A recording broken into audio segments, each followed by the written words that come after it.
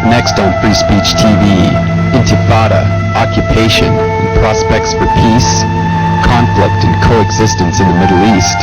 This 6-week series examines the volatile relationship between Israel and Palestine. Then came the Molotov cocktails. An Israeli soldier fires.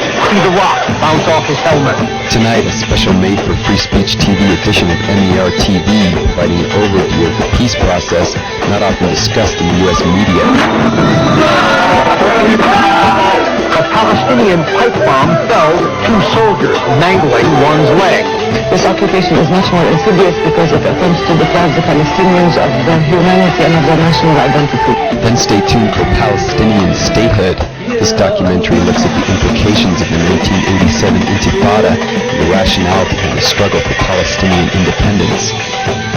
It's the best of progressive television each week on Free Speech TV.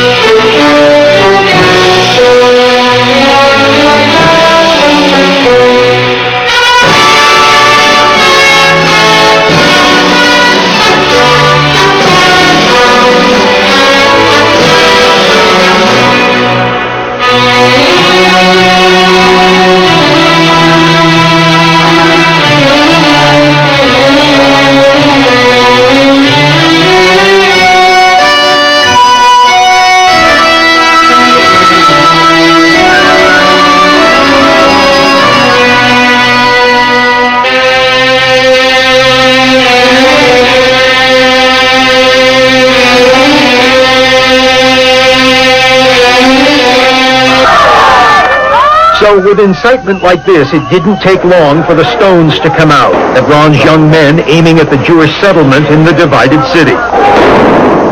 That was followed by the predictable explosion and street battles between Israeli soldiers and Hebronites. Palestinians first claimed strategic rooftops to lob stones. And Israeli soldiers beat down Palestinian doors to deny them the high ground. Then came the Molotov cocktails. An Israeli soldier fires. See the rock bounce off his helmet. Israeli rubber-coated metal bullets claimed over 24 Palestinian casualties. This time, however, Israeli blood spilled as well. A Palestinian pipe bomb felled 2 soldiers, mangling one's leg. Blood flowed in the darkened passageways of Hebron. This program is about what is called the Middle East peace process. I'm Mark Bruzonsky, producer and host of this weekly program, Mideast Realities, and I've been fortunate to have visited the Middle East region over 150 times. Sometimes a phrase or a location takes on a specific historical association. In addition to peace process, we hear about Camp David, Step by Step, terrorism, Madrid, Oslo, autonomy. Usually it's governments, very self-interested parties indeed, that give life to these terms. Then the mass media, usually working in tandem with these governments in one way or another, helps give the terms a life of their own. Everyone is then supposed to accept these concepts as legitimate and accurate. Those organizations and commentators who play by these rules and use the politically correct slogans are rewarded with grants and invitations, with TV and radio exposure. Others, no matter how great their expertise, find that they are usually not included in the discussion. Take Professors Noam Chomsky and Edward Said, for instance. Widely acknowledged in academic circles as towering intellectual giants, they are only rarely heard in the mass media when it comes to the Middle East, an area of major concern and passion for each of them.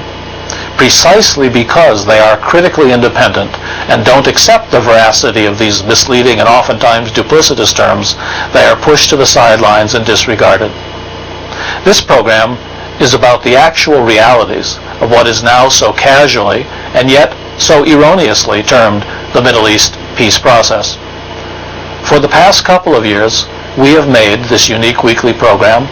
We call it Mideast Realities because we consistently try to discuss what is actually happening and to juxtapose these realities against what the political leaders and regional regimes say and do. During the years we've produced this program, we've interviewed or featured many key Middle East experts, including Chomsky and Said. So please, sit back for the next 20 minutes while we show you clips from past MER programs focusing on the realities of what is popularly known as the Middle East peace process. And if many of these things you're about to be exposed to don't sound familiar but are of interest, well, that's precisely why we feel the need for this program. It's also why we hope you'll get in touch by phone, email, or on the internet and find out how you can watch MERTV regularly.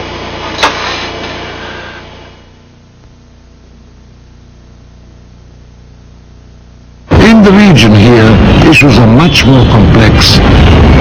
One would be questioning whether we are really having a situation of peace. My final conclusion is that it's not peace between the Palestinians and the Israelis. It is a diktat situation. There is no guarantee that it will ever achieve the self-determination of the Palestinians.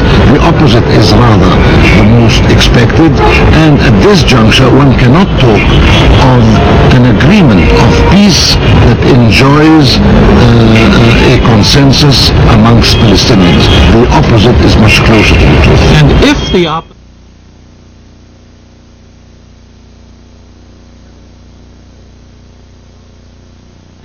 Now, an authority which cannot seem to show its people anything but shortcomings in maintaining their national rights for which they fought for a long time, which is incapable of doing things that could make the Palestinians feel a positive change, which fails to impose the rule of law, guarantee respect of private and public rights, and which concentrates on security measures against its people because they continue to resist Israeli occupation. This is an authority that cannot win much respect and appreciation of its people. At most, it can impose its presence on the nation by using more power or because there is no alternative in a nation passing through a serious stage of regression. Thank you.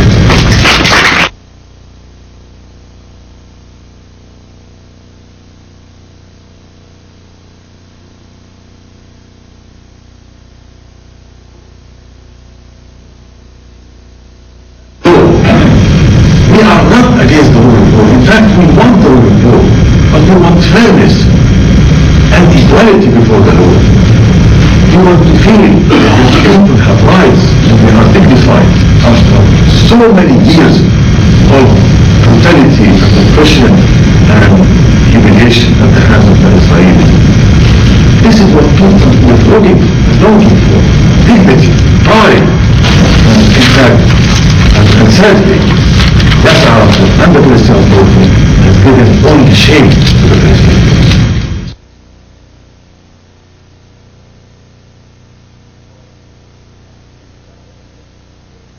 Policy, and since by definition the U.S. is pursuing the peace process, that is a definition incidentally, the peace process is by definition whatever the United States is doing, managed to get the war.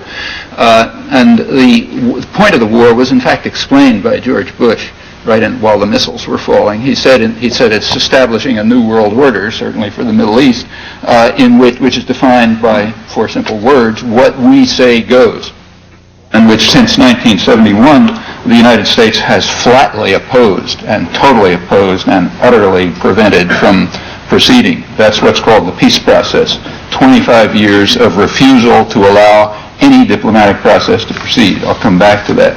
But anyway, it's all over because it's all rescinded by the by the specific provisos of Oslo II. One can see the importance of not reporting it. In brief, what it comes down to is that the United States does what it wants, and its client where they want and how they want. In fact, total capitulation to the most extreme U.S. demands from 1971, which have been held in virtual isolation. And that's a matter of much significance. If you want a sort of an analogy to get a sense of what happened, it's kind of as if the state of New York, let's say, decided to withdraw its police forces from the slums in South Bronx and Buffalo and let them sort of run their own affairs, while keeping all of the urban areas where it's worthwhile living, the commercial and financial centers, the industrial areas, the suburban regions, the entire resources, and so on and so forth. Meanwhile, allowing turning the areas put aside, let's say South Bronx, over to mercenary forces run by the New York police, or state police, but from the outside. And so that's the standard pattern of colonial control. It's the pattern of the U.S., say the British in India. About 90% of India was controlled by Indian soldiers under the British Empire. The whites of South Africa and Rhodesia used mostly black forces. In fact, they're the ones who carried out the worst atrocities. The United States and Central America, we don't call that colonies, but that's just cosmetic. U.S. colonies in Central America are run by local terrorist forces called the Army or something like that. And that's in fact the standard style of colonial control. It's stupid for any colonial power to try to run, the local people with its own forces. Much better to get local mercenaries, usually brought from some other region or something like that. And Israel's finally recognizing that the only thing that makes any sense is to revert to the classic colonial pattern, the South African, Indian, British and India type pattern, in the areas that it's handing over to some degree of Palestinian authority. I doubt that Israel will keep all the territory it now has. That would be completely crazy, in fact. Probably they'll go back to something like the most extreme demands that have been put forth in the past. The current agreement is, in fact, way out at the extreme. In fact, what it looks like now is the Sharon Plan of 1981.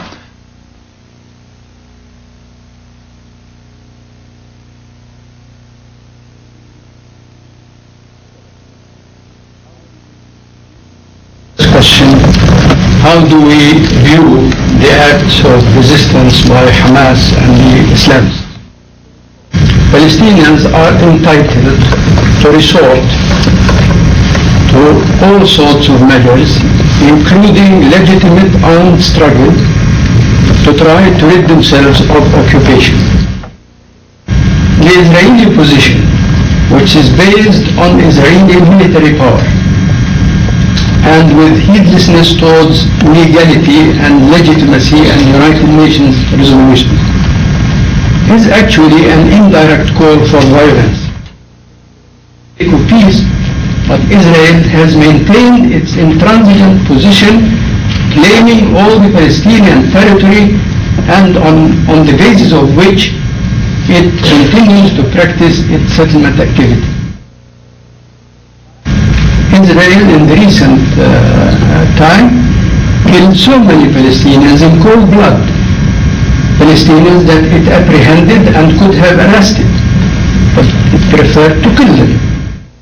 This moment, where the world community is still under the illusion that there is a credible peace process, the acts of Hamas are actually counterproductive to our benefit, because the world sees that there is a peace process going on, and these acts are destroying this only chance of achieving peace. But this is going to change very soon. The world is going to realize that this peace process is not really a peace process. It is obstructive. Thank you.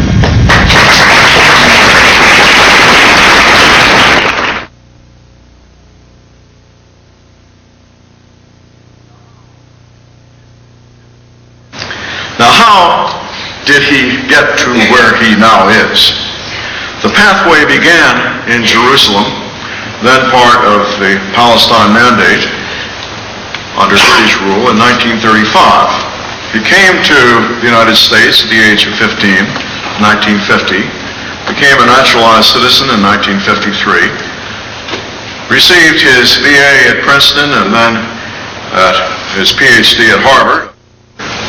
Since then, he has held professorial positions at Columbia University. He now holds a distinguished endowed chair in English and comparative literature. He has, as far as I could discern, held every major fellowship known to man or beast.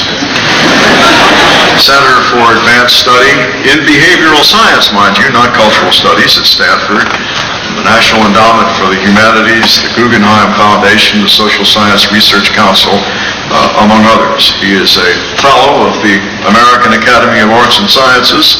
He is the author of 13 books translated into 8 languages.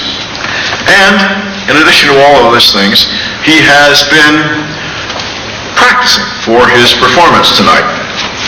Practicing in the form of 27 major endowed lectures that he has given, and lectures at well over 100 universities in the United States, Canada, the Arab world, United Kingdom, South Africa, and doubtless other places. Is, in my opinion, the peace agreement that was signed with the PLO. It was, I think, a Machiavellian document, a Machiavellian moment, seized by Peres and Rabin they found a demoralized and isolated leadership, Palestinian leadership, got them to sign an agreement which was not studied by lawyers or even by people who knew English on the Palestinian side.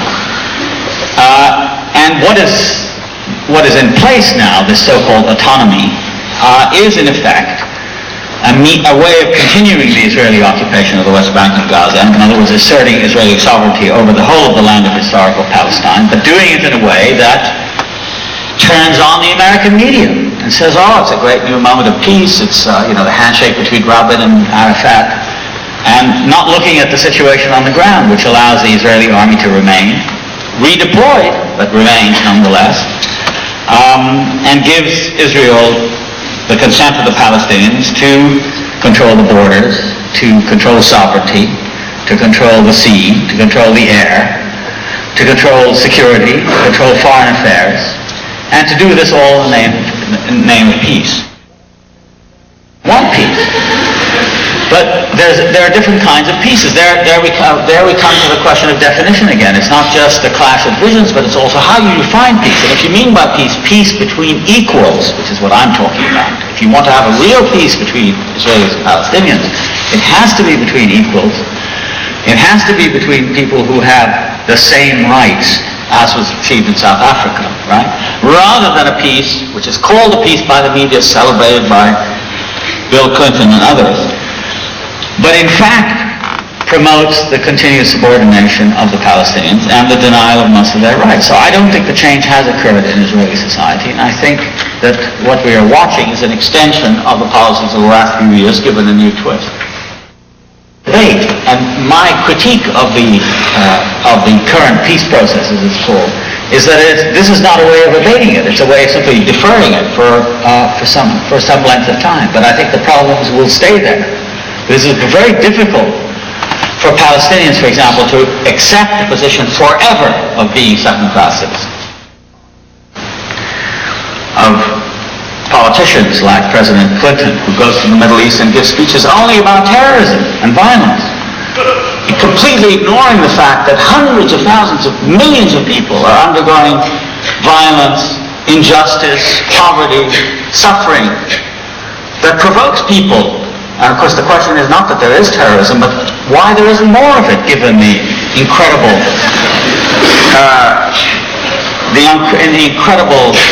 inequalities that exist there, and so on. Moreover, what is often forgotten is that movements like Hamas and Islamic Jihad on the West Bank are essentially protest movements that go against the capitulationist politics of the PLO and mobilize the will to resist Israeli occupation practices, the expropriation of land, etc., which still goes on, even though...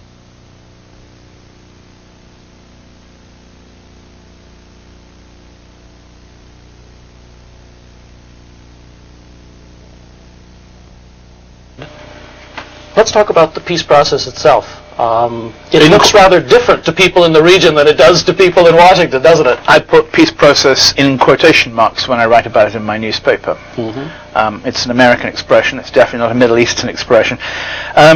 Well, I mean, all one can say about the, quote, peace process, unquote, now, is that it's dead. It's finished. It's over. And the most remarkable thing I find in coming now to the States is the degree to which people don't realize that. I have to live the reality of the Middle East, and I'm on the ground. And I have not met anyone in the past 2 to 3 months, including those who originally, wrongly in my view, believed it would work, who doesn't now believe it's dead and finished completely. The phrase to domination process. What it's really about is American control of the region, isn't it? I think it is about an American-Israeli peace. It is not about an Arab-Israeli peace. It's about a peace which is a piece of machinery which is produced by the United States and Israel together and is presented to the Arab world.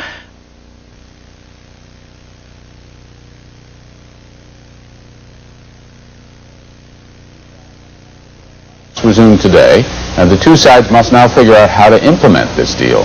Joining us from Washington is Mark Bruzonsky, chair of the Jewish Committee on the Middle East.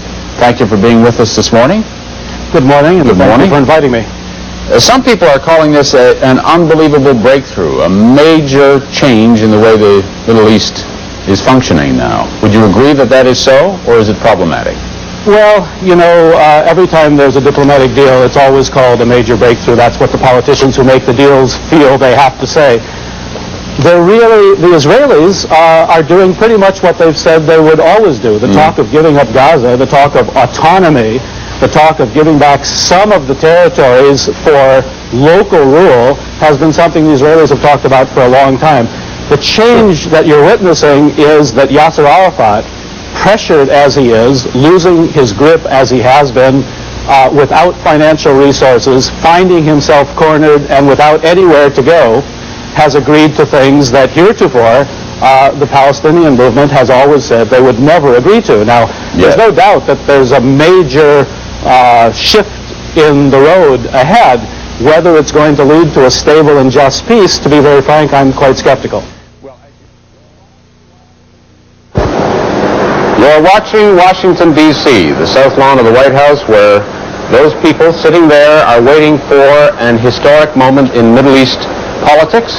3,000 invited guests who are waiting for the arrival of the players in this momentous occasion in which the PLO and Israel agree to recognize one another, and a timetable is put in place for Palestinian autonomy in the Gaza Strip and West Bank. It's a big day in Washington, D.C. We're going to be assisted in our coverage this morning of this event by Mark Bruzonsky in Washington. It's an odd political marriage, and we've all been asked to come and witness the marriage of the oddest of the odd couples. On the other hand, the central issues of the conflict have been left unresolved. We don't know what's going to happen to Jerusalem, to settlements, to Palestinian refugees, to Palestinian statehood. It may well be a start. Many people are saying it is a start to real mutual recognition and Palestinian statehood. So far, what it is a defeated Palestinian leadership that was totally bankrupt, cornered, had nowhere to go, and instead of declaring defeat, they decided to accept what they always said they wouldn't accept, which is very limited autonomy, and declare it defeat. And that's why Yasser Arafat is here. He conceded, he cried uncle, he did what he had always been told he must do, and what he'd always said he wouldn't do. Having done it, he was told to come and sign the document.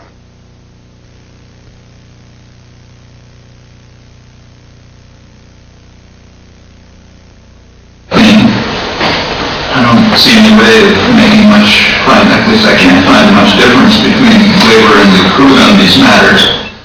The basic point was made quite well, I thought, by Eliezer.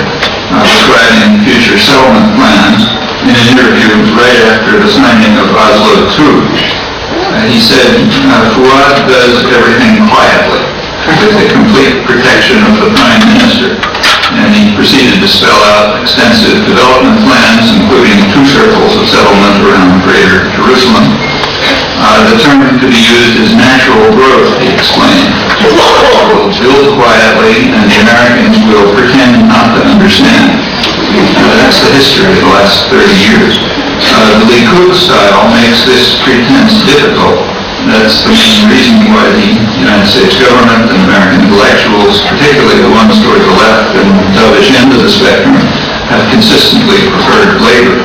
That enables them to support the policies while maintaining their humanistic image. Likud doesn't give them that luxury. The nuisance. When South Africa instituted the Bantustan policy in the early 1960s, that was not called a peace process, although it merited the term every bit as much as what is happening here right now. The reason is that the United States did not support the establishment of the African homelands, whereas it is implementing a very similar program right here. So therefore this one is a peace process and that one wasn't. The term peace process is used conventionally to refer to whatever the world dominant power happens to be doing, often undermining peace and diplomacy, as the U.S. has been doing for years in the Arab-Israel conflict.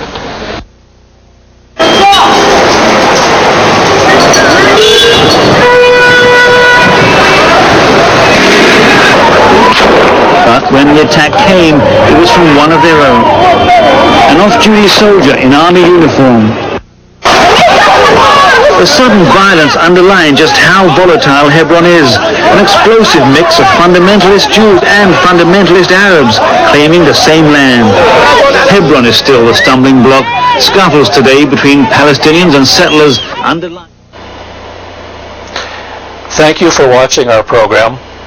We hope you've learned a great deal about the Middle East peace process, and we hope you'll get in touch by phone, by email, or on the internet to find out more about MERTV and more about MER Weekly on the internet. Thank you for watching.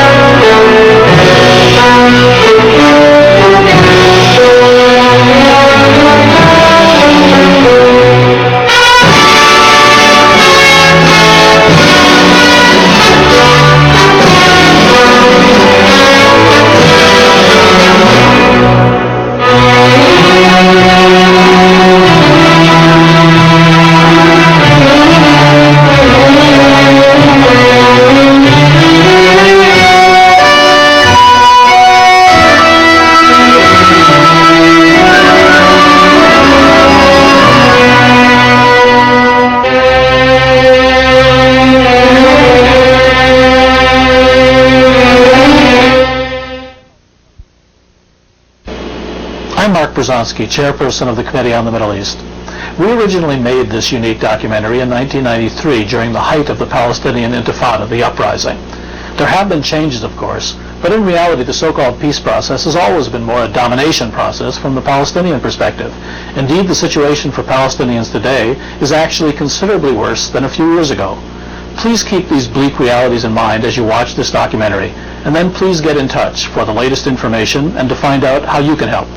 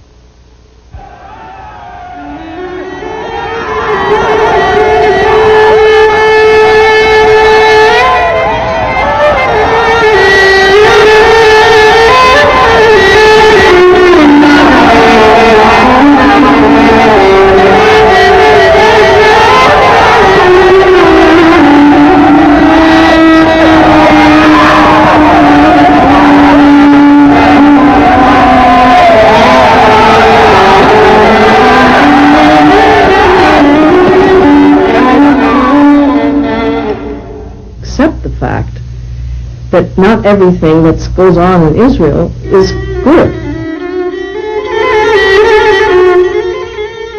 If people actually spoke out and said what it is that they really do believe.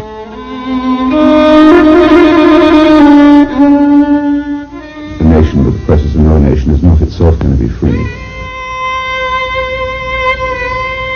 There are other voices. But when it's Israel, there seems to be silence, and that silence has to be broken. This people exists, and outright, young and old, male and female, Christian, Muslim, secular, doesn't matter. With one word say, we refuse to continue living under the conditions you mandate for us. We decline. We will take the risk of death every day to defy it. Where on earth did all that come from?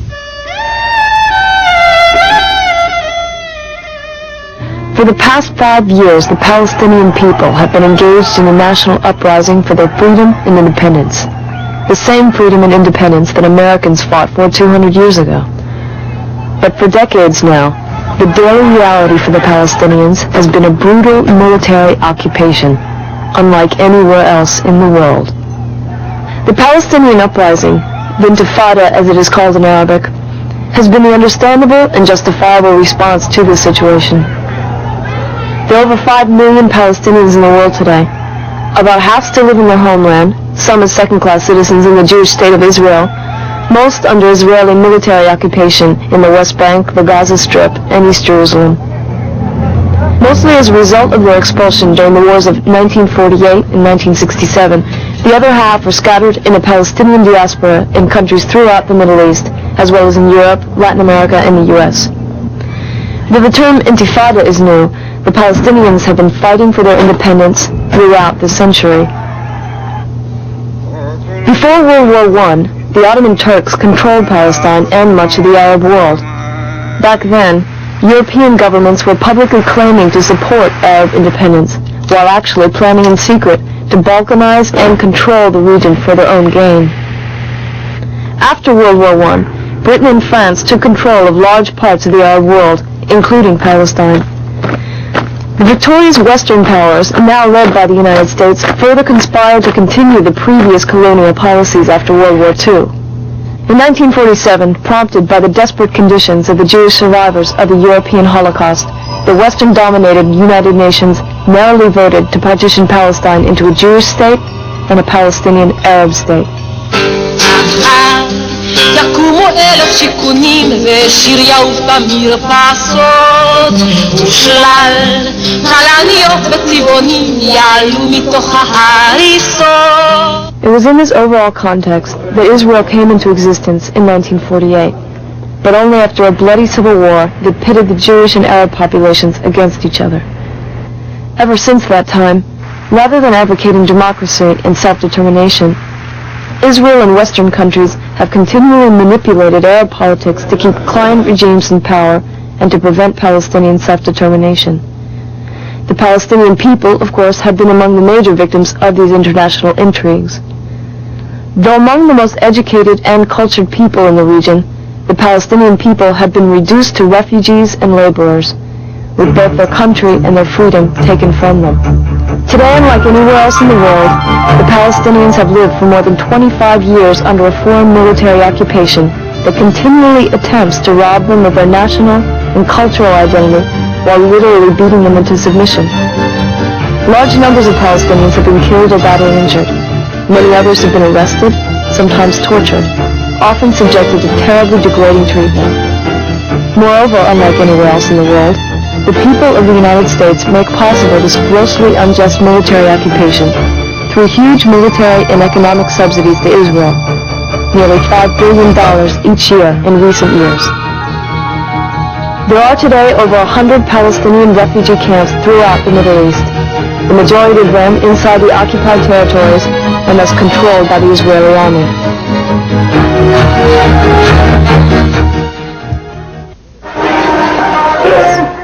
This is the Dheisheh refugee camp, where displaced Palestinians have been living since 1948, when the Arab-Israeli War forced them to flee from their homes and lands. They came and settled here on the outskirts of Bethlehem, in a camp sponsored by the United Nations.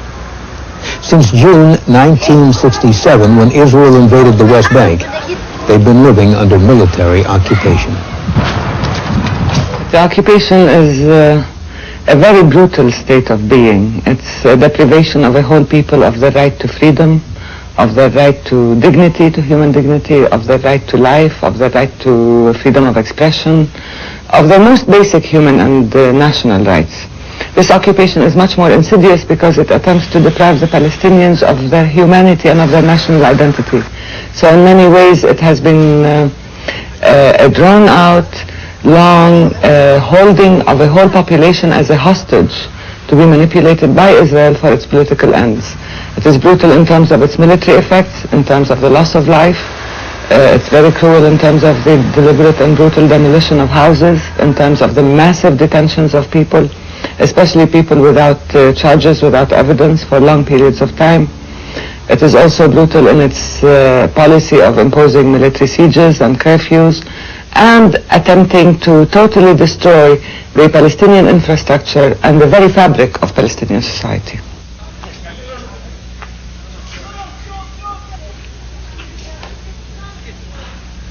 In the Palestinian struggle against occupation, the 7,000 people of Dheisheh camp are very active, and they pay a heavy price. وين أبوك يا حبيبتي؟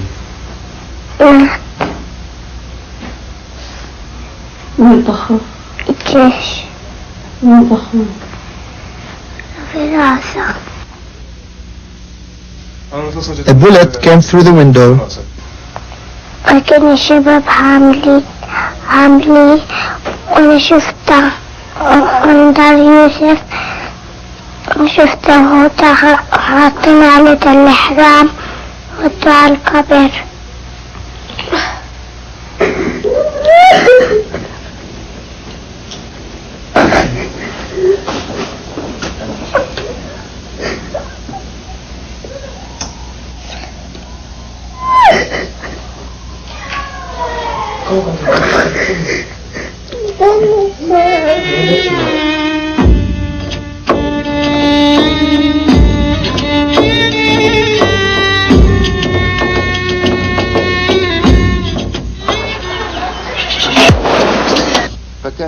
It was a very dangerous wound. He was shot at a close range. The bullet entered his forehead from the left side and settled in the brain. They got the bullet out and told me that Lutfi will live, but he will live half paralyzed, with 50% of his body not functioning. Lutfi is 18 years old. He was shot in the head with what the Israelis call a rubber bullet, a heavy metal slug with thin rubber coating. As the oldest son, Lutfi was the family's main hope that he would become somebody and help support them.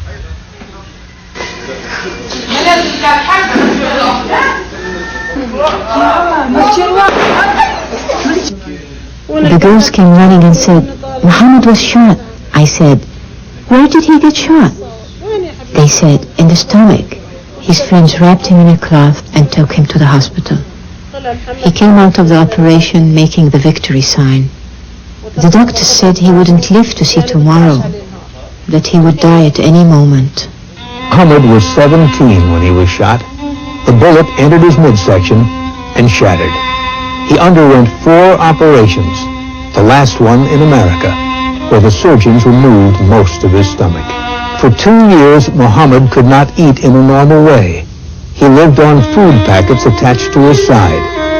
He became a legend on the West Bank. I knew it. I felt it. The minute they shot him, he would become a martyr. But we were happy for Muhammad that he lived for 2 more years and that he traveled to America and to Jordan and spent time with his friends.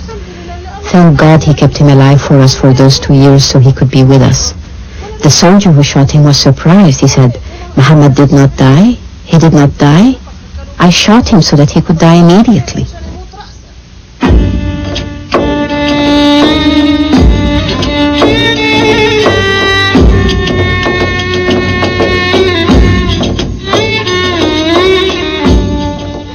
The boys and young men in the camp throw stones at the soldiers constantly, as a never-ending reminder to the Israelis that the occupation must end.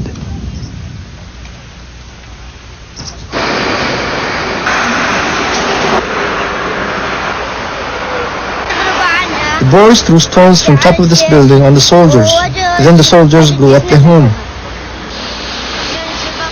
The Intifada is a massive human response to a very inhuman situation. It's a popular upheaval. It's a popular movement whereby the people have overcome their own sense of fear and have responded to the unnatural state of the occupation with a very natural and human expression and civilized expression of determination and persistence.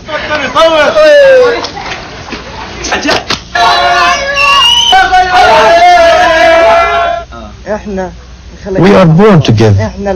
We are for the Palestinian homeland. We're not afraid of the violence they use against us. We're not stopping our struggle until we achieve our goals and get what's right. First, a person should serve the goal of his people, then comes his own. This is what I think. We have to liberate Palestine. When Palestine is liberated, then we can have our own independent personal lives. As long as there's an occupation, we have no personal lives. I intend to do many things, assuming I don't go to prison or get shot and killed. No one knows. I have no guarantee that I'll live to see tomorrow. Our goals are to be engineers, doctors, everything. This is our ambition. Can it happen under the occupation? They took me to court after holding me for 40 days. In court, the judge sentenced me to 40 days and fined me 500 shekels. When I said I wouldn't pay, then he sentenced me to another month in prison. After that, I was released. My life is the least I can give for Palestine.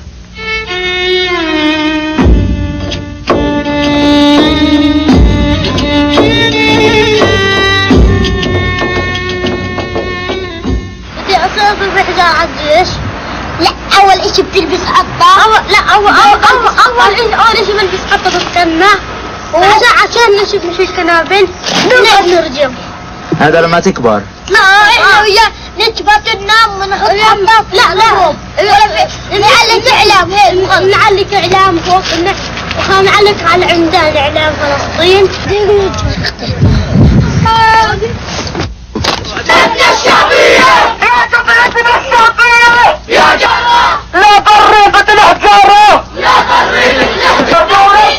The women, children, and young men do these marches to strengthen their determination, to bolster their courage, to demand freedom and a normal life.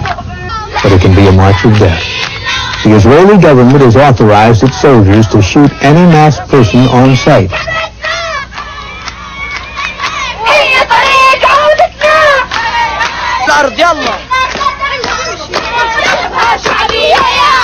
Most of the young men and children wear the masks to show their defiance.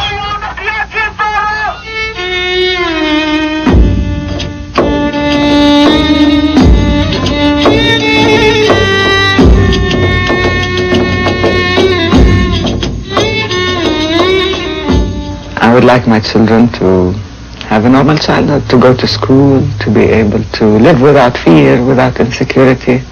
I would like to be able to meet my students, to teach them, to be able to have the luxury of reading and writing academically, of practicing what I've been trained to do, and to know that we have worked for this and guaranteed a secure future for our children.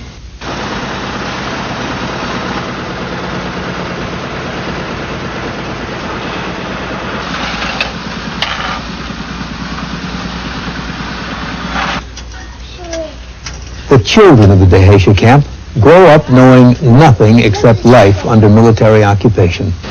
They see what the soldiers do to their fathers, brothers, sisters, and cousins. They see the future that occupation offers them. The odds are that they or someone near and dear to them will be imprisoned, or beaten, or killed, or crippled.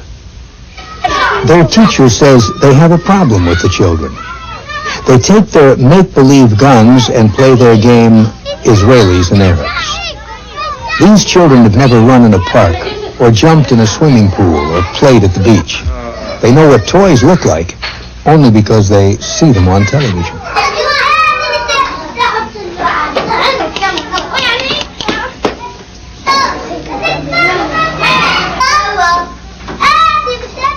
Many young Palestinian men are wanted by the Israeli military authorities.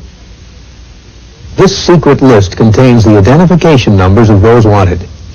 Muhammad's number is on the list. He's 19 years old and has been in prison 7 times. He's been dodging the Israelis for the past 2 years. We saw that we will end up in prison. Our future is in prison. Because we have always considered ourselves fighters, we will stand in the face of occupation. I spend my days in the streets. At night, it depends on the situation. If it's safe, I might sleep in someone's home.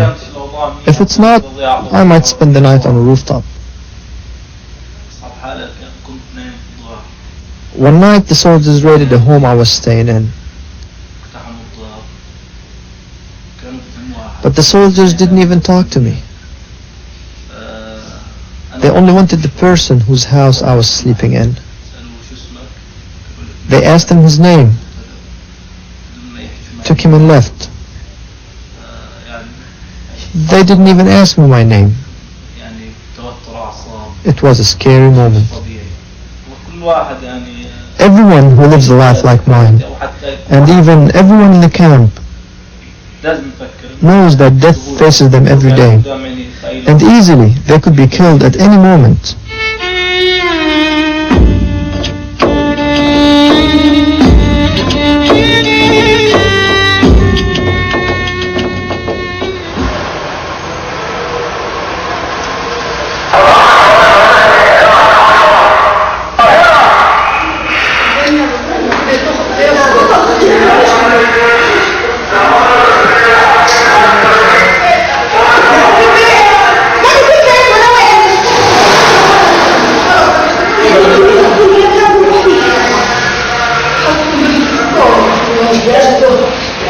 Again, in addition, it's the indignity of being treated like subhuman creatures, of being herded off like cattle, of being cooped up in your houses, of losing not just the freedom of speech and expression, but the freedom of movement, of being deprived of fresh air and sunshine.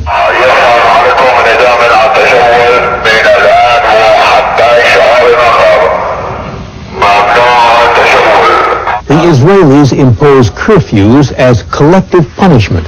They can last for a day, a week, a month. This elderly man is sick, but he can't go to a doctor because during curfew, the soldiers lock the camp gate.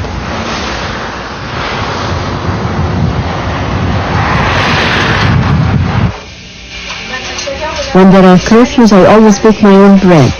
Will I allow my children to be short of food? The intention of the Israelis is to starve us to death. Never. We won't allow it. We won't die of starvation. We challenge them in everything. We are not free to live and build our country. We can't build it because they are oppressing us. But one of these days they will leave. Turkey ruled us and left. Britain came and left. And the Israelis will leave too, God willing.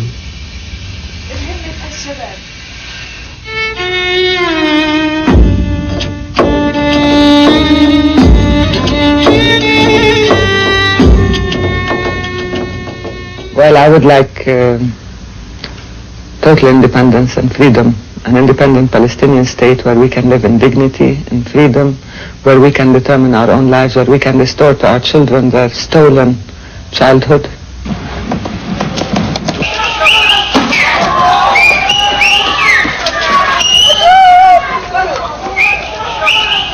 In the struggle against occupation, the role of the girls is to watch for the soldiers, to supply the demonstrators with stones, and to take food and clothing to the wanted men who can't return to their homes. these girls find their lives totally disrupted.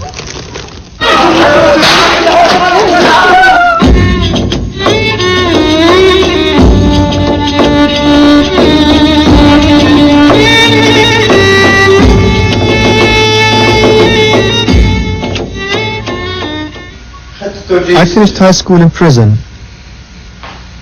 and had no chance to go to college. But I want to learn.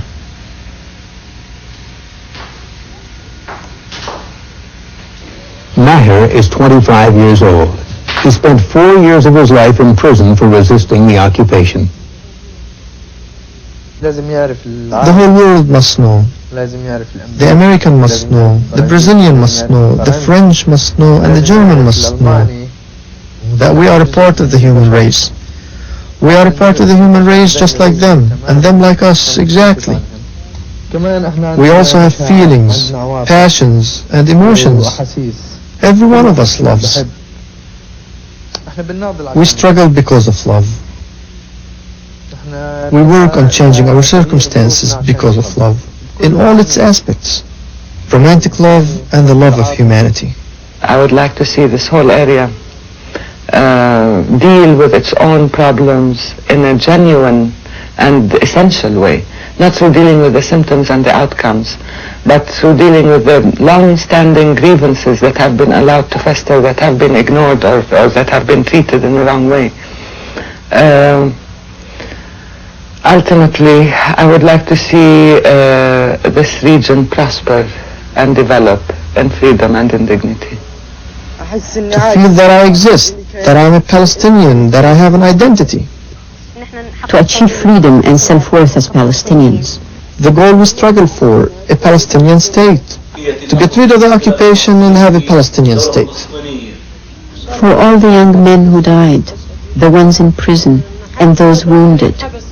As Palestinians, we want our Palestinian state.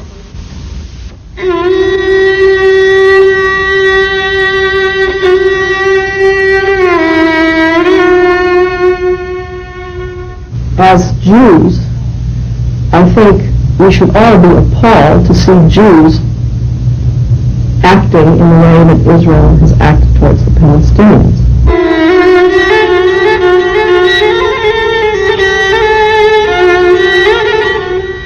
I think the least that the United States can do is reduce its aid by the amount which it costs Israel to maintain the occupation.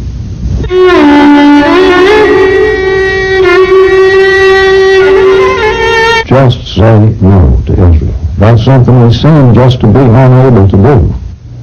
But as long as we pour the money in, what need is there for Israel to change its policy?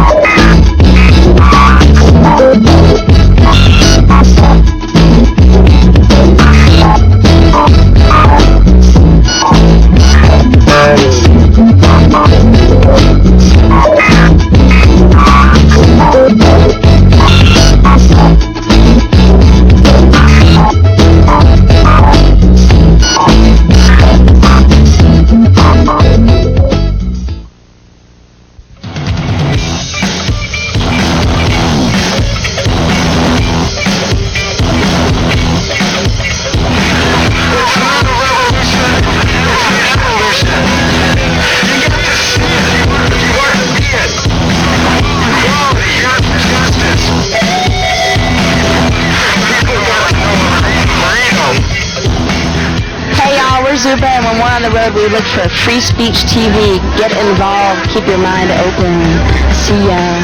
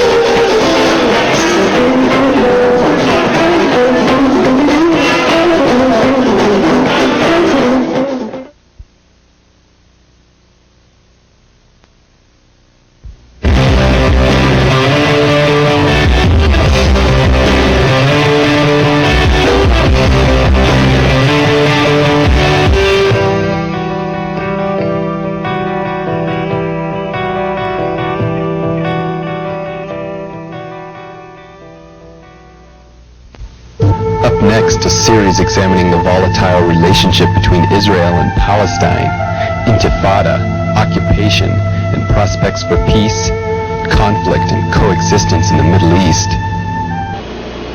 I'm Mark Bruzonsky, chairperson of the Committee on the Middle East.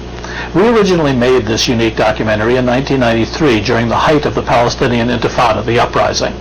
There have been changes, of course, but in reality the so-called peace process has always been more a domination process from the Palestinian perspective. Indeed, the situation for Palestinians today is actually considerably worse than a few years ago. Please keep these bleak realities in mind as you watch this documentary, and then please get in touch for the latest information and to find out how you can help.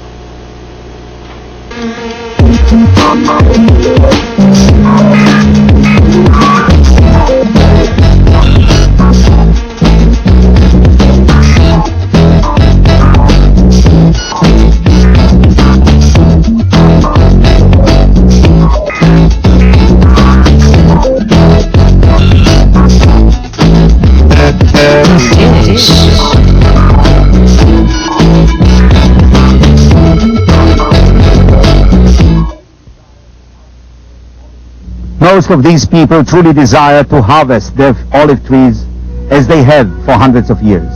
Most of these people truly desire to raise their kids, not to throw stones or Molotov cocktails, but to study in peace, to play in peace, and raise a flag, their own flag, and facing that flag to cry as we did.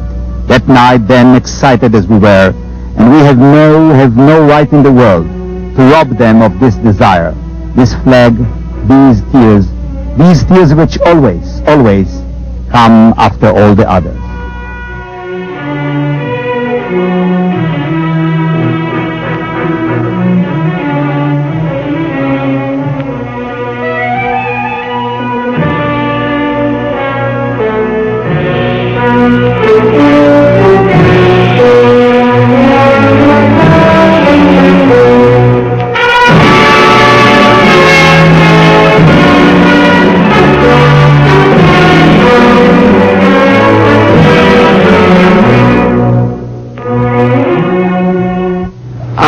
Jew. I was born in Germany, and I spent my entire childhood under Hitler, going to segregated schools, not being allowed to sit on park benches. My father on Kristallnacht was taken to Dachau. I was the one who opened the door to the Gestapo, so that even though my parents and I escaped finally and came to the United States, we lost almost the entire rest of our family. And I find as a Jew with that background that I simply cannot accept the treatment of Palestinians, both inside Israel as second-class citizens and in the West Bank and Gaza as an occupied people. What I can't accept is that Jews who should know better, who've been on the receiving end throughout all their history, are now apparently identifying with an aggressor that no longer exists, i.e. what the Germans did to Jews, and are in many instances visiting on the Palestinians the kind of treatment that any human rights organization would condemn immediately. To do that then at the expense of an indigenous people who've been in that place for uncountable generations, and to act towards them as though the one thing that the Jewish people claims to achieve, namely a national identity of their own, and to deny precisely that same thing to other people who've been in place for an awfully long time, for a couple of thousand years, strikes me Jewishly as well as politically as intolerable as betrayal of the central Jewish imperative to justice. Well, I think it's important historically for Jews, wherever they are, to associate themselves with the cause of justice, just to begin with. I think that's really a significant part of Jewish identity at its fullest expression.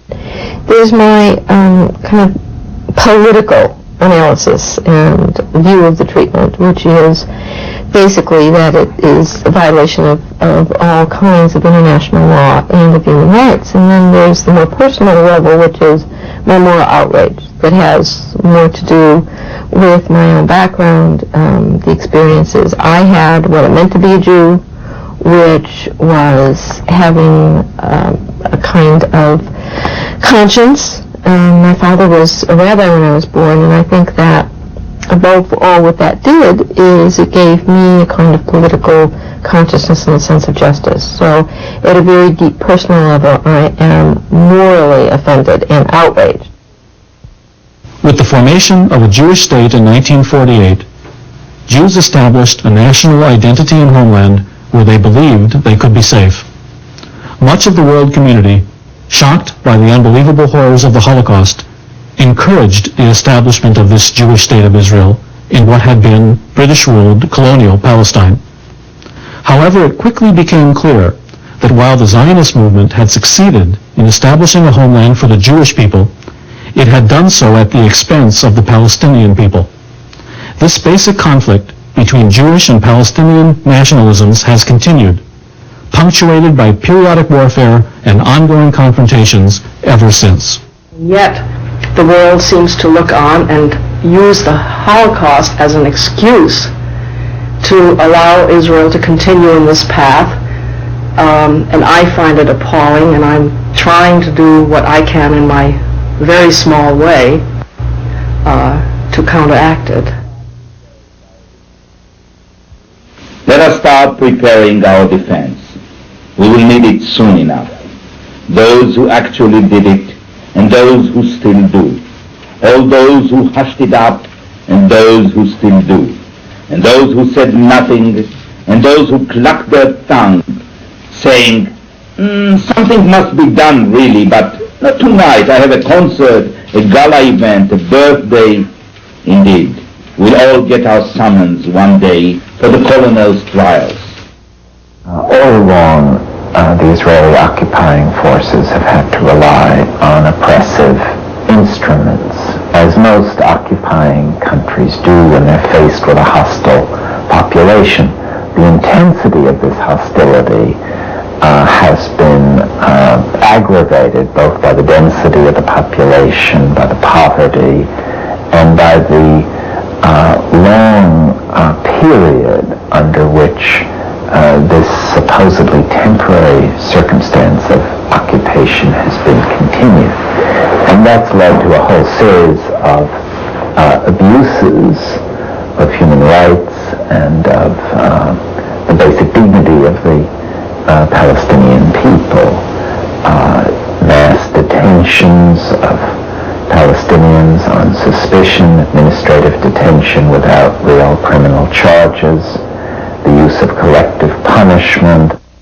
You have a case of the not of the violation of rights of people, but of really an outright denial. Now, increasingly, and ominously, the Israeli right is dropping the hypocritical arguments. It's ceasing to bother to say things like in 1948 they all ran away, in 1956 we were attacked by Egypt, and the rest of it. They're not bothering with any of this. They're simply saying, this land is ours, given to us by God, no one else has any rights here at all. We're lucky we let them stay even as workers, and they have no rights, they're not provisional. Nearly 2 million Palestinians live in the so-called occupied territories: East Jerusalem, the West Bank, and the Gaza Strip, lands occupied by Israel since the 1967 war. In 1988, during the first year of the Intifada, over 290 Palestinians were killed. To put this in perspective, it would be equivalent to nearly 50,000 Americans killed by an occupying foreign army in just 1 year alone, nearly as many Americans killed as during the entire Vietnam War. When comparing the Palestinian population in the occupied territories to a country the size of the U.S., the number of Americans who would have been shot or beaten to death since the Intifada began is approaching 250,000. Over 15 million Americans would have been severely injured, and over 250,000 American homes would have been blown up, all in addition to the economic, social, and political privations of daily life under military occupation. The Israeli treatment of Palestinians is really a negation. In order for Zionism to be consistent, it has to say either that there is no other national question in Palestine, in other words, that there are no Palestinians, that there's no problem, that it really is a land of other people, or, if it's to be honest with itself, it has to admit that there is another people, but they don't have the same rights as Jewish people do. Now, in the modern world, neither of these things is very attractive to say. Whichever of these excuses is employed, it's a negation. And as a result, it commits Israel to a state of permanent war. America's involvement with Israel has been long, complex, and unique. U.S. ties to the Middle East have grown more intimate and complicated since the establishment of the Israeli state in 1948. When the colonial spheres of influence waned after both world wars, the superpowers exploited regional tensions to their advantage in fierce competition over land and resources, primarily oil, and the enormous wealth in the form of petrodollars that it created. American policy is based upon the succession by the United States in the Middle East of the role that used to be played, or the part that used to be played, the position occupied by British and French imperialism. And it bears very much the hallmarks of that inheritance. It's based on divide and rule. It's based on the sponsorship of conflict in the region. That represents itself as one of mediation. It has a clear and declared interest, very well summarized, I think, by Henry Kissinger during the Iran-Iraq War, when he was asked what America's policy was. He said, our policy is they'd both lose. You couldn't have a better example of divide and rule, in other words, than the language of the Balfour Declaration, to which, in some sense, all the Western powers are firmly committed. The Monroe Doctrine was extended to large parts of the world after the Second World War, and in particular it was extended to the Middle East, which was described by the State Department right after the Second World War as the most important area in the world in the field of foreign investment, as General Eisenhower described it, the strategically most important area in the world. because of its enormous energy reserves, which have two crucial features. First of all, whoever has influence and control over them has a considerable amount of leverage in world affairs. And secondly, there's a huge flow of capital that comes from the profits.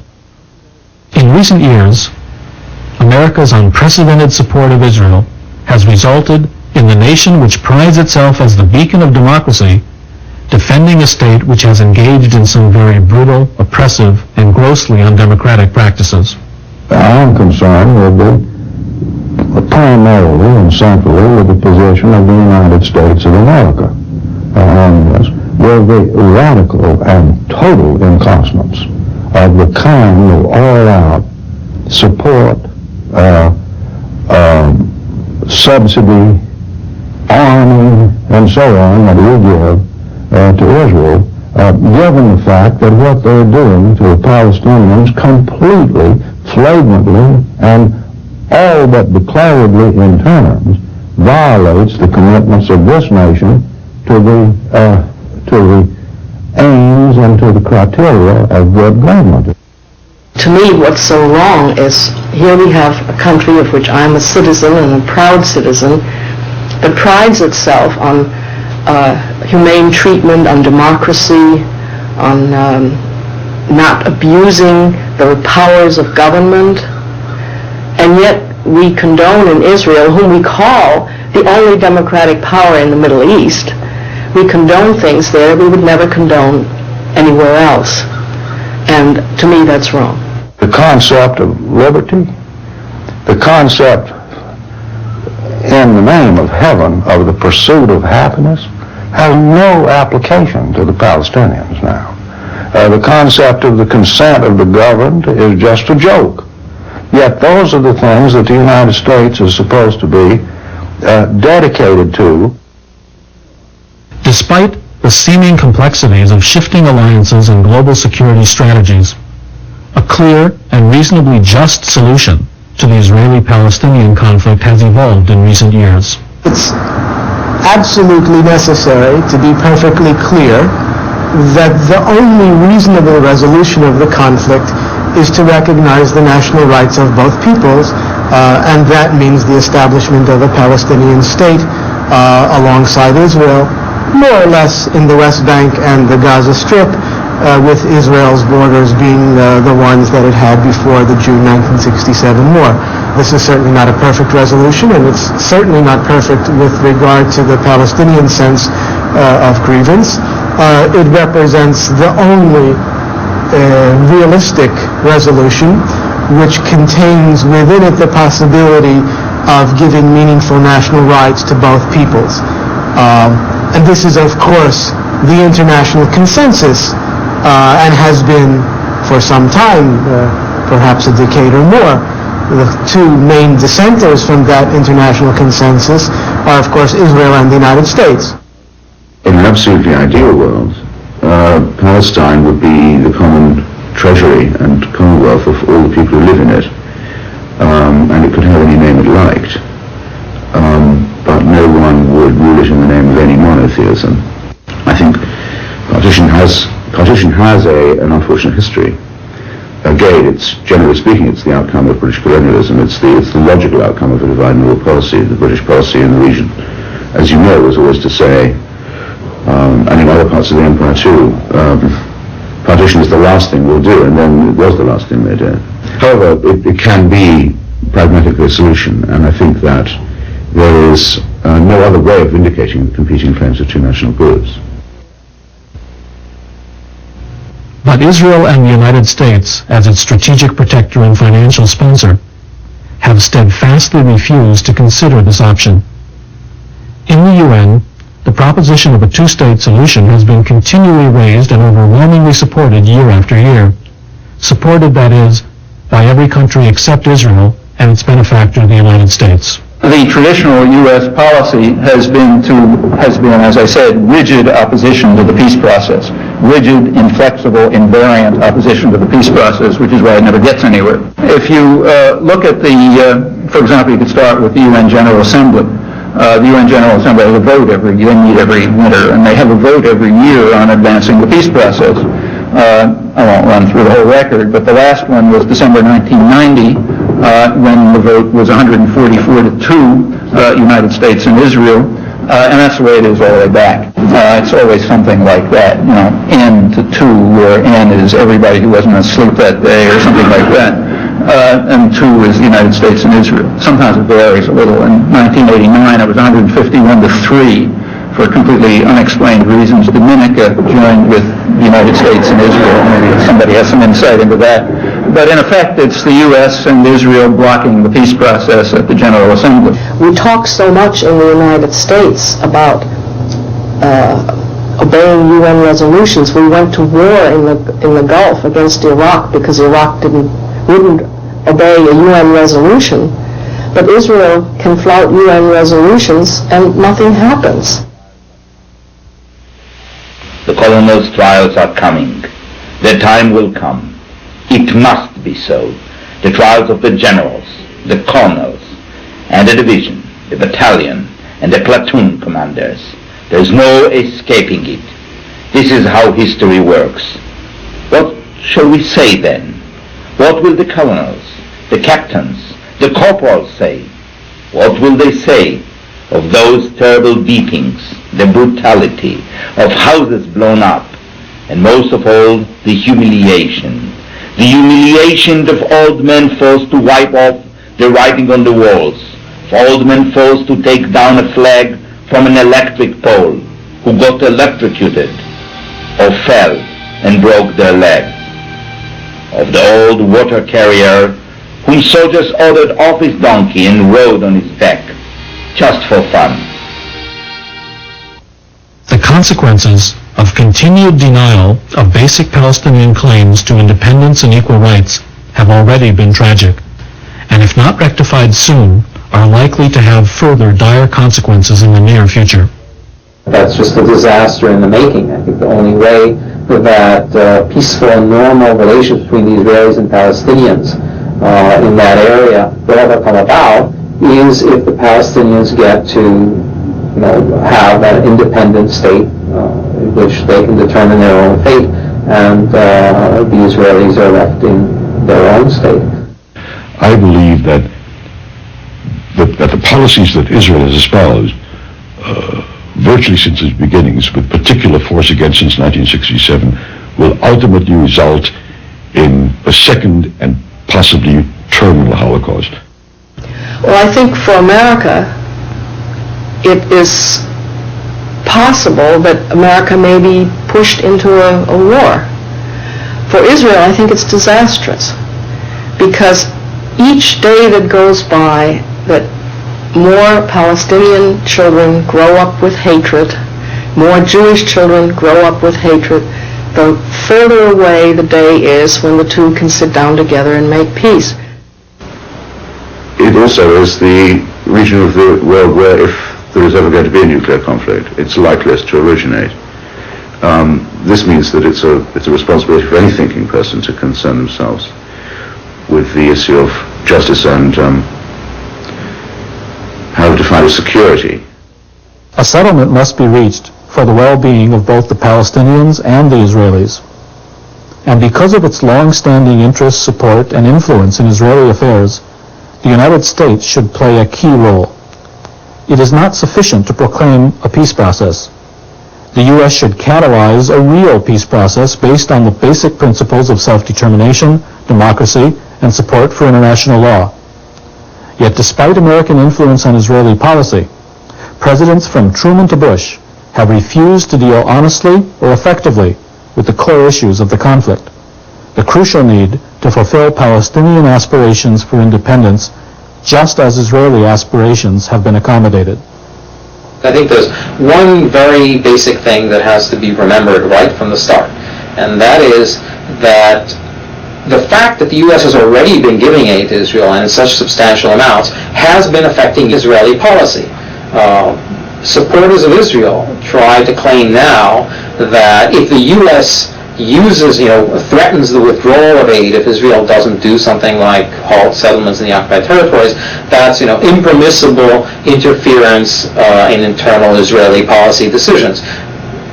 by implication claiming that the continued flow of aid does not constitute any kind of interference. I think that's wrong, and it couldn't be more wrong. Nothing could be more wrong than that. The fact that the Israelis have been getting such large amounts of aid until now allows the Israeli government to pursue policies that otherwise the population probably would have opposed, or opposed more strongly than it does. The settlements in the occupied territory, continued occupation, these are very costly policies. And if the Israelis had to pay, if the Israeli citizens had to pay the true cost of these policies, I suspect that they would have opposed them in greater numbers than they oppose them now. The U.S. has been funding these policies for a long time, and therefore it hasn't already been influencing the Israeli politics. And all we're calling for now is that the influence be in a more positive direction. And our point of view, actually, if you think about it in these terms, then perhaps withdrawal of aid would be the way to really not influence Israeli policy, to allow the Israelis to live with the consequences of what they're doing, which I believe would cause them to change their line. The issue of aid is, I think, a critical issue. But the last time that I went back in this past summer, which was my fourth visit since the beginning of the Intifada, I was absolutely astounded. It had been a year and a half since I'd been back, at the amount of settlements and the land confiscations. It was truly overwhelming. You read about it, but when you see it, no matter which way you looked, in a lot of villages, there were settlements, or the hilltops had been scraped for settlements. Roads that were being bulldozed through, olive groves that had been confiscated all around East Jerusalem. Something that's not talked about a lot, except with the Silwan occupation. But basically what's happening is, de facto, there's going to be no more Palestine. It's very clear. There's going to be nothing left. There's virtually going to be nothing left of East Jerusalem within a couple of months if it keeps up. And this can't be accomplished without U.S. aid. If the Israelis, who are a real political society, and in my opinion, in their own internal affairs, a fairly functioning democracy still, were forced to choose between paying for the occupation themselves or not paying for it, I think it's obvious that the arguments of those who are against occupying the territory of others on principle would be strengthened. So I regard it really as an act of solidarity with those in Israel who are opposed to the occupation to say that the United States should not finance the extreme right in Israel. What this is a concealed subsidy to militarism, to the settlers, to the fanatics, and to the racists. And this, in the end, will doom the democratic and secular forces in Israel itself, to whom one also has a duty of solidarity. Because the U.S. government refuses to change its basic policies and refuses to support Palestinian independence, the pressure for change must come from the American public, as it has in the past when the American government pursued policies of war and oppression, as in South Africa and Vietnam. It's quite clear, and it's been the case for some time, that the United States is the main arena where actions can produce a meaningful change. Certainly for the early years of the Intifada, it was the Palestinians who engaged in the Intifada that took the initiative, that changed the political balance of forces, that created openings, that did change the political parameters of the conflict. My feeling now is that the Intifada has not completely run its course, but essentially accomplished what it could accomplish given the existing balance of forces, and that means that the other arenas are the ones where further steps need to be taken, and given the political paralysis in Israel, it means that the United States is the main arena in which change is possible and necessary. Now, the American Jewish community could, in fact, play a very important and constructive role in this regard.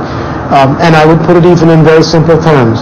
If people actually spoke out and said what it is that they really do believe, if American Jews, and especially American Jewish leaders, who already have, to some extent, a critique of Israeli policies, would simply speak out and make that known and make it publicly available for the general American community, that would give increased permission to non-Jews to share that same criticism, no more, no less. And that would create the public possibility for the American government to do more than it has done to this date in the way of putting pressure on Israel. And I think we need to be absolutely clear.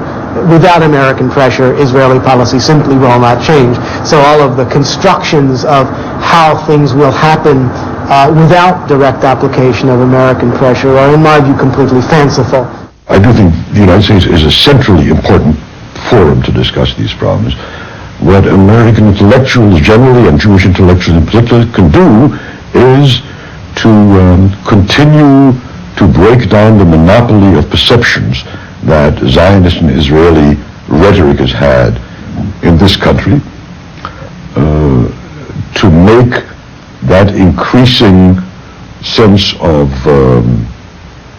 divided mind, at least in the American Jewish community, clear also to the Israelis, who have used the American Jewish community as simply a sounding board for their own policies and a lobbying instrument for their own policies, well-advised or ill-advised. We know from the highly sanitized State Department records of the widespread violation of human rights, violations of the Geneva Convention, yet we continue to give aid. So in fact, it's illegal, I believe, for us to continue giving aid.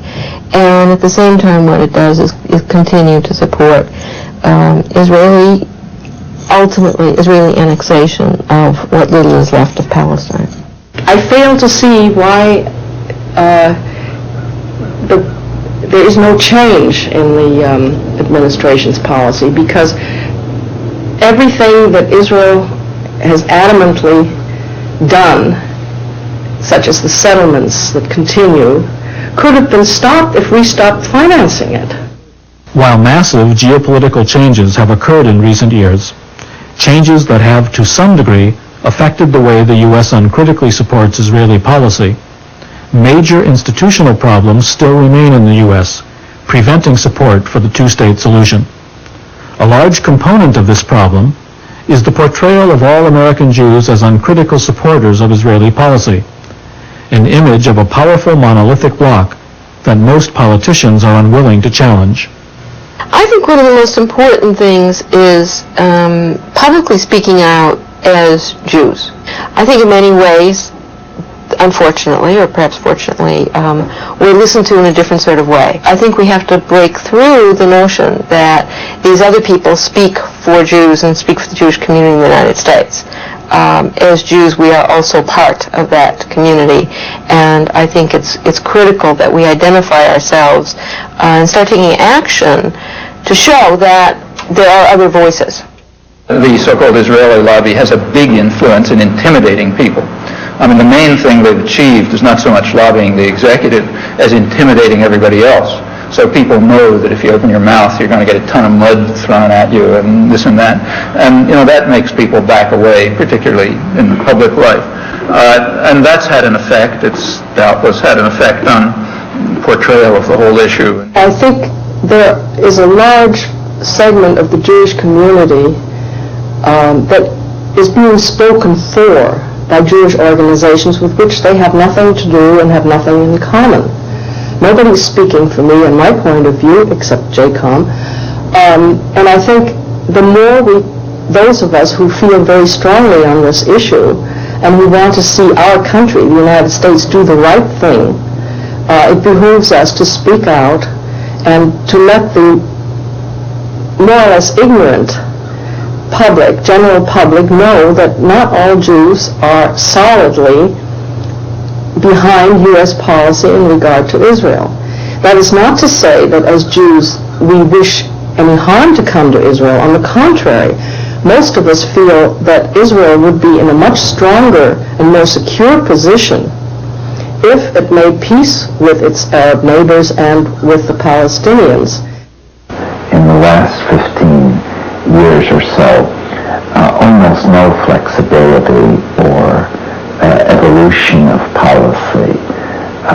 Maybe no is too strong a word, but very little, very modest shifts in outlook and the influence that Israel and the Jewish lobby have been able to exert on the U.S. Congress has created a certain kind of constraint on the degrees of freedom that an American president seems able to exercise. I think that, from what I know of U.S. public opinion, it would be prepared for a relatively dramatic shift in U.S. policy toward this cluster of issues. And I think a strong president could make a very successful case that the peace process requires a break with the past, that Israeli security, reasonably considered, depends on finding a solution to the Palestinian search for self-determination, and that we have in the aftermath of the Gulf War an unprecedented opportunity to really resolve these questions for the benefit of all, and that the rigidity of the Israeli government and the governing process should no longer be an inhibition on U.S. policy. There has historically been considerable dissension within the Jewish community worldwide, both toward Zionist attitudes, which have often been racist and colonial, as well as Israeli policies. In the past, speaking about Palestinian statehood and reducing support for Israel has been done more in private than in public. Only recently have American Jews begun to make themselves heard on these issues. There was always a trend within the Zionist movement until 1948 that argued that the creation of an exclusivist Jewish state would be a mistake and would produce consequences which are more or less what Israel has become. There are groups in Israel on the left, more progressive side who have in fact called for cessation or reduction of aid, or if not called for it, have expressed satisfaction that something like this may take place. And for many years now, I've witnessed, and I'm sure many others have seen, liberal Israeli groups or representatives of those groups come to the U.S. and complain to the establishment of the Jewish community here in the U.S.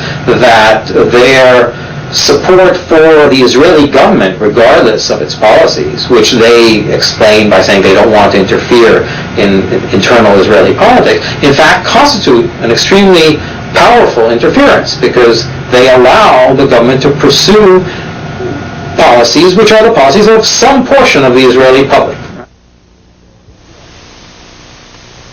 For Israel to change its policy, it must be coerced.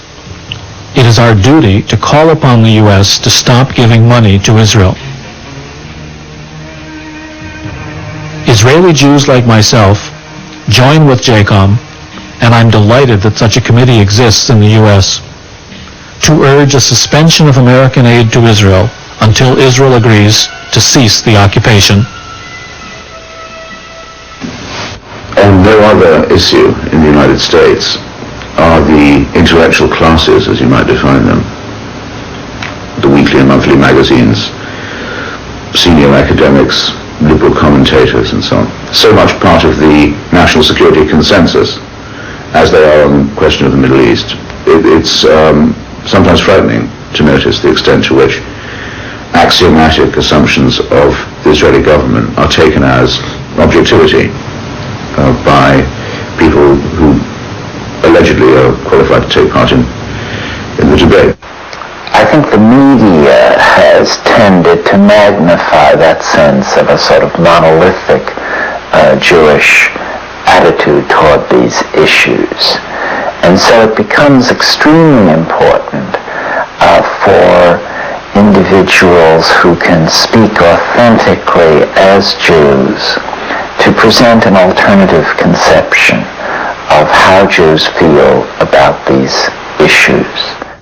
There's a more than usual difficulty in getting the opinions of those who aren't part of this consensus onto the air or into print. One of the difficulties is that the media, generally speaking, has a responsibility for consensus and both reinforces it and takes its point of departure from it. The simplest example is that it's considered editorially okay to report the movements of Mr. James Baker, that great statesman, and to describe them as a peace mission. In other words, if you open your paper or you turn on your radio or television, you will read or be told, Mr. Baker left today on a peace mission to the Middle East. Now that is an editorial judgment of the very kind that the ideology of objectivity is supposed to shield you against, supposed to be protected from outright editorializing on the news pages. But there it is. It is assumed that Mr. Baker's intentions are benign, that the United States is a disinterested superpower doing its best with a bunch of desperados in the Middle East who, you know, it's a miracle if they'll even sit down together and talk. Extraordinary. I mean, the condescension and the racism underlying it are quite something to behold. However, because the argument has to be conducted in this way, and because if the dread thought that the United States had interests of its own in the region, and that peace might not be the principal one, was ever allowed, I don't see how they would manage to report the subject. I mean, I don't know, they've never tried, so we can't tell. But it wouldn't be solved by just getting Noam Chomsky on Nightline, because if you say, there's Noam on Nightline, I set the scene for you, or Israel Shahak is on, Ted Koppel is in the chair, or maybe Henry Kissinger is chairing the discussion that night, who knows? Comes the question, well, Professor Chomsky, do you think it would be in our interests for us to attach conditions to the loan guarantees? And bear in mind that we're running out of time. No one would have to begin by saying, who's this we? What are our interests? What are they guaranteeing with this loan? You're out of time already. It isn't in other words solved by adding an intelligent person to the panel. Something that admittedly isn't very often tried.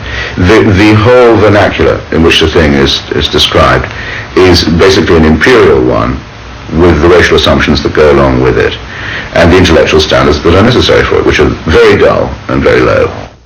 I have been accused, as everyone who says these things has been accused, of being a self-hating Jew and an anti-Semite and a betrayer of the Jewish people and the like. While it is painful to hear that sort of thing, I rest very easy in rejecting those kinds of foolish and foul-mouthed imputations. The fact of the matter is, I'm a child of the Holocaust. I escaped Hitler Berlin in just before World War II. I am deeply conscious of modern Jewish history. It is in my very bones and bloodstream. I have not the slightest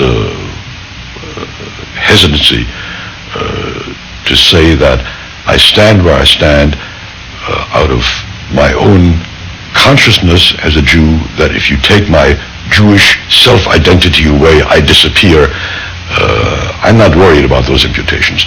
One of the unfortunate tactics that was pursued by the mainstream Zionist community in the United States was to try to create the impression that all Jews shared a attitude of unconditional support for the Israeli state, and that anyone who seemed to depart from that publicly and visibly had to be castigated. I think the most important thing that people can do, and this is not a prescription for activity, it's more along the lines of general direction, is let those in their communities, those who represent them in Congress and elsewhere, and the world at large know that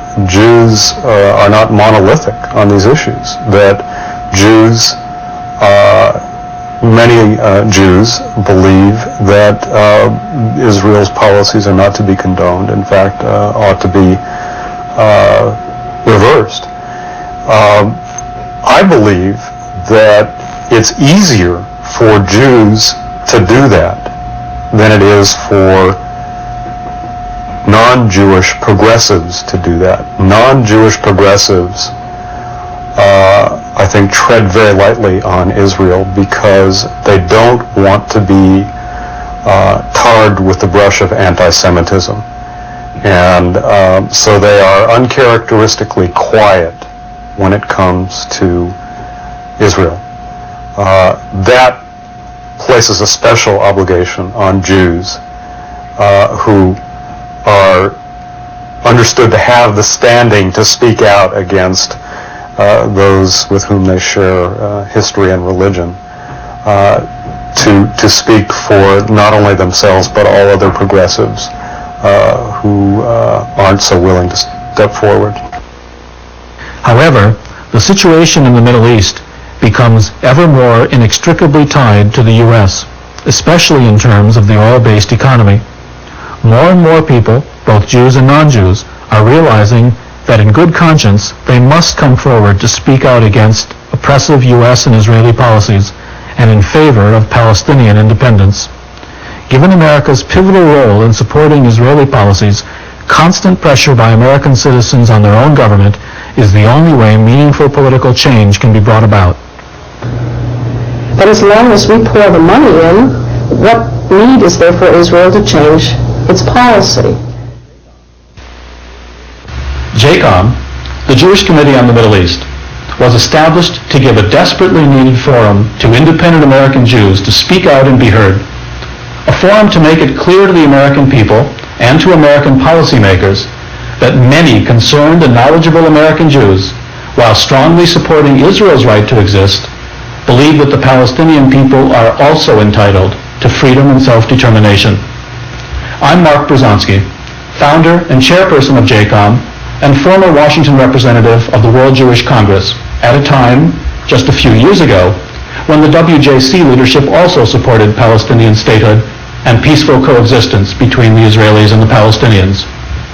JCOM's board of advisors is made up of prominent American Jews, some of whom you have just heard from, and many of whom teach about the Middle East at major American universities. In the past few years, thousands of Americans, Jews and non-Jews alike, from diverse backgrounds, have come forward to support JCOM's positions and statements. Jewish professors at over 170 universities throughout the nation are publicly on record now supporting the basic positions JCOM is advocating: Palestinian statehood and clear changes in American Middle East policies. Well, I think the initial importance of JCOM was to say in a clear voice, without a whole lot of qualifications, that there was a Jewish constituency that was prepared to speak out in the United States on behalf of justice for the Palestinians, and that it was doing this in the conviction that it was in furtherance of the sort of Israel that was believed to be most desirable from both the point of view of the United States and from the point of view of the people living in Israel.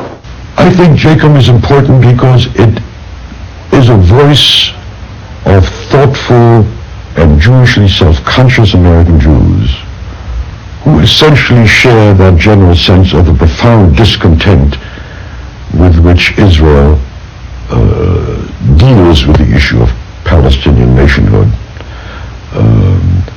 and who say it out of a commitment to Jewish existence, out of a commitment to Jewish values, to their own sense of their own Jewishness, rather than out of hostility to Jewish consciousness and history.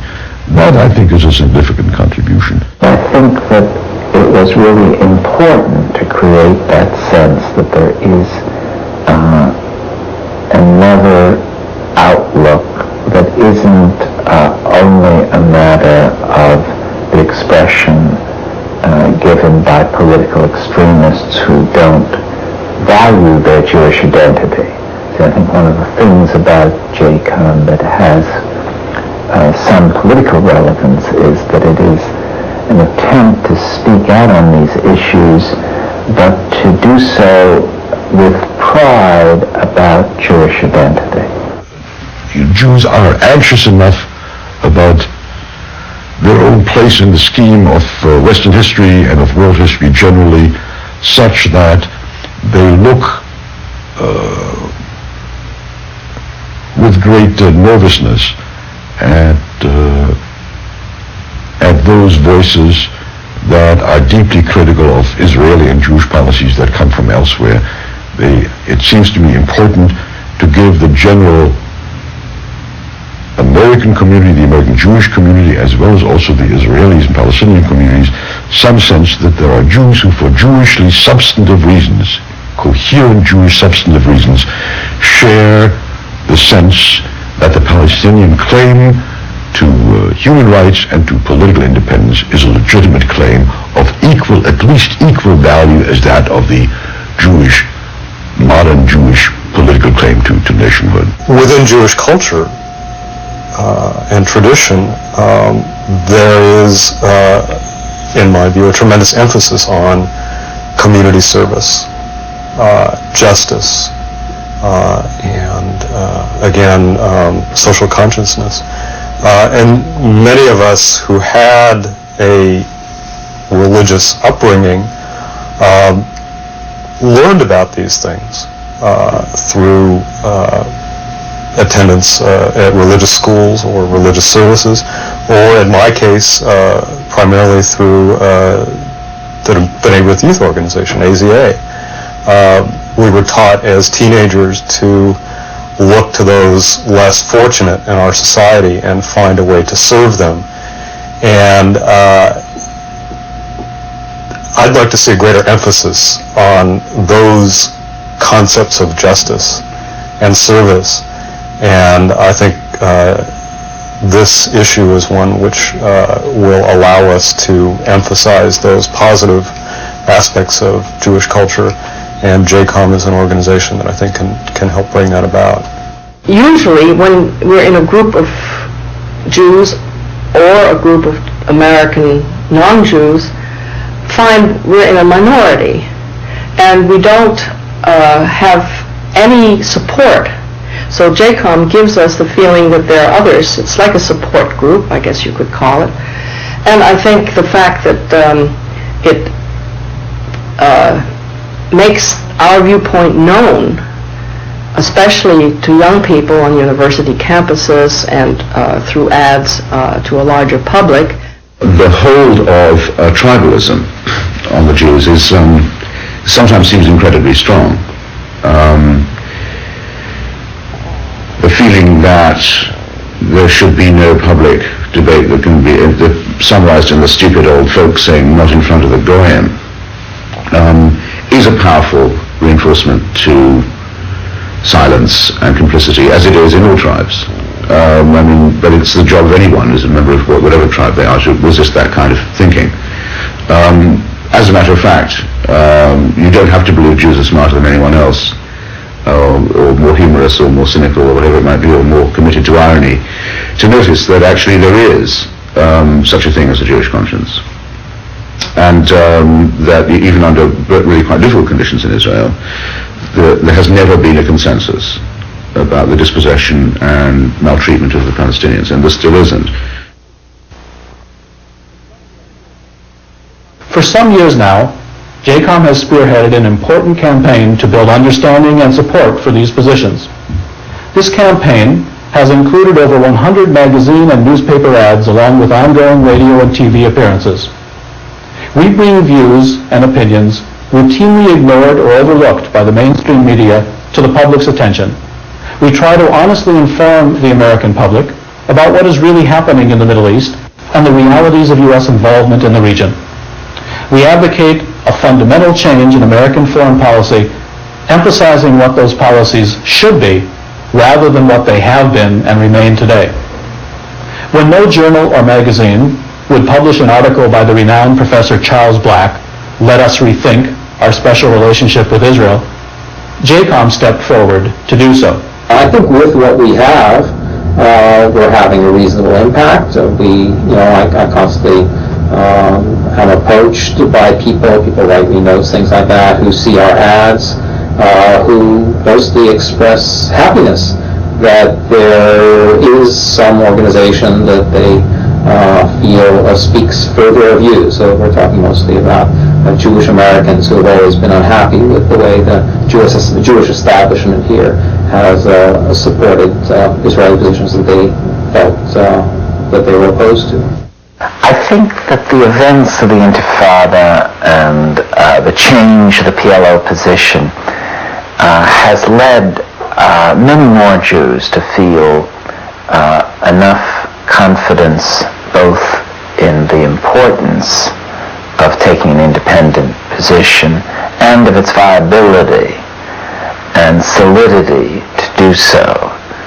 And so I think there is a more favorable atmosphere for an organization like JCOM at the present time.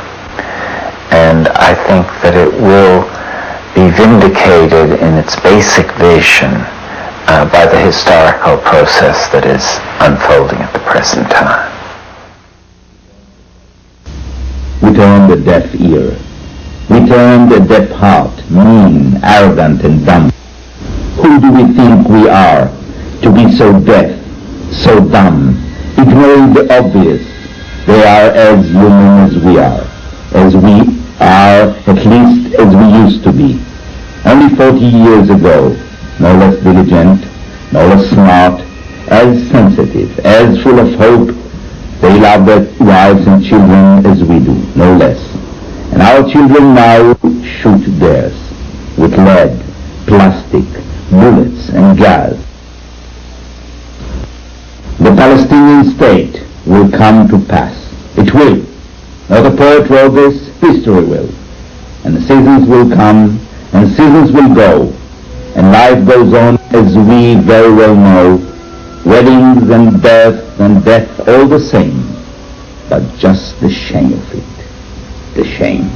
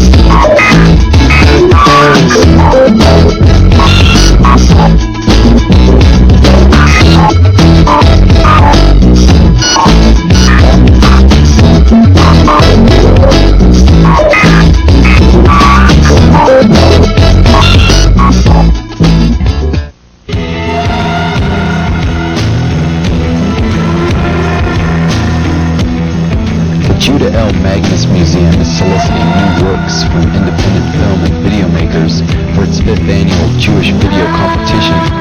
This year the museum is making a special effort to include audio productions and interactive media. Work should reflect social issues important to Jewish life.